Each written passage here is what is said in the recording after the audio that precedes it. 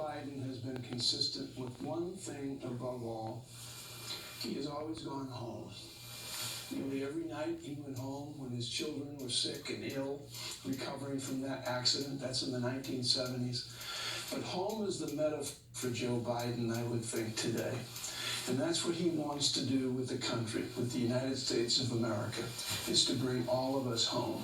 I'm sure right now in the Biden household, as they prepare to travel to the convention center or the hotel, wherever the speech is going to take place, there are tears, lots of tears, because the entire family is gathered there.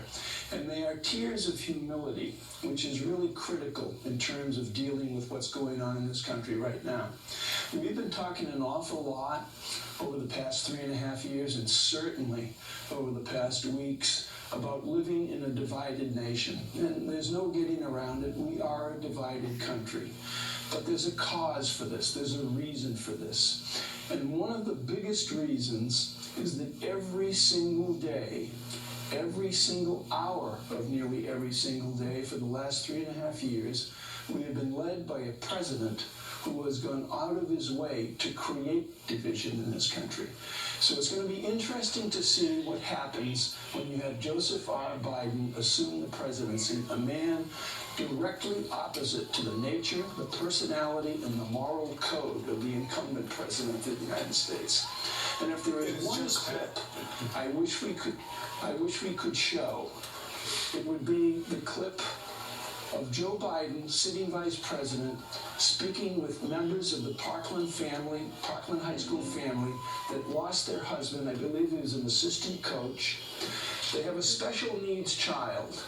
And the sitting vice president goes down the family line, clearly moved, thanking them. He turns to leave.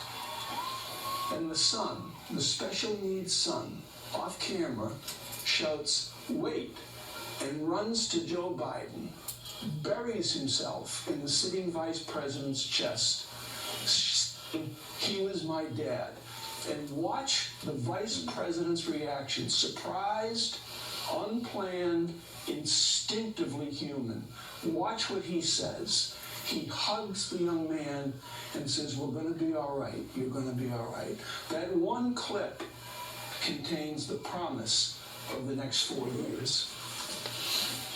It is just past 12 noon on Saturday, November the 7th, 2020.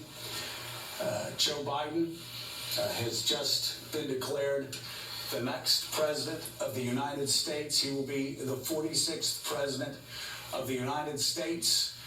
A man who, at the age of 29, was elected to the United States Senate. But before he could even be sworn in, lost his wife and a child in a tragic car accident right before Christmas. Biden did not want to go to the Senate. He did not want to be sworn in. He wanted to stay with his two boys, who had also been severely hurt in that accident. Ted Kennedy talked him in to moving forward with his life, told him to come to Washington, D.C. It would help him move forward, much like it was George H.W. Bush who encouraged James Baker to get involved in politics to move past the loss of his wife. Joe Biden took Ted Kennedy's advice.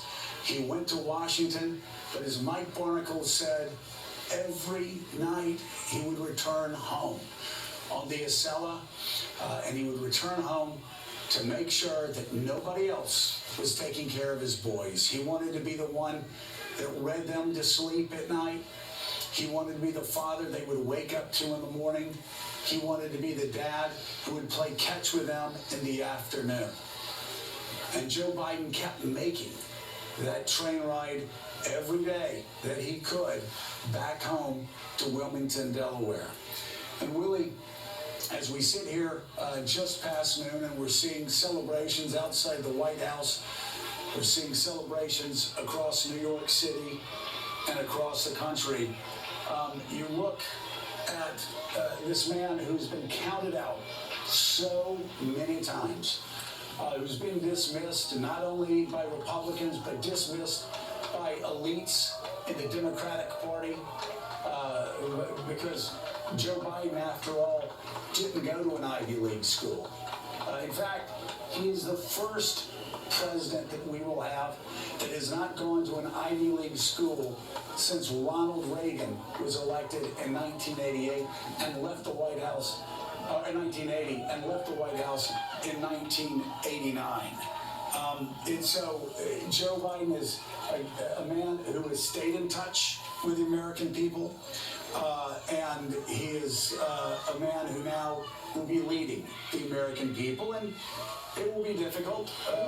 Donald Trump, it will not concede the race. That's the word that we're receiving right now.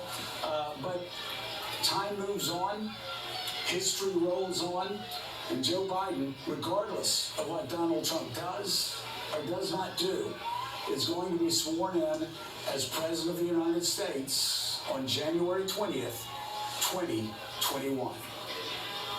Yes, and to your point about the sitting president of the United States, as you might expect, he's not handling this well. I won't read his statement because it's so riddled with inaccuracies and conspiracy theories and assertions that already have been rejected in courts of law across the country this week. But the bottom line is, Donald Trump says, quote, "The simple fact is this election is far from over," saying he's going to fight beginning on Monday in the courts. Rev, I wanted to go to you as we sort of peel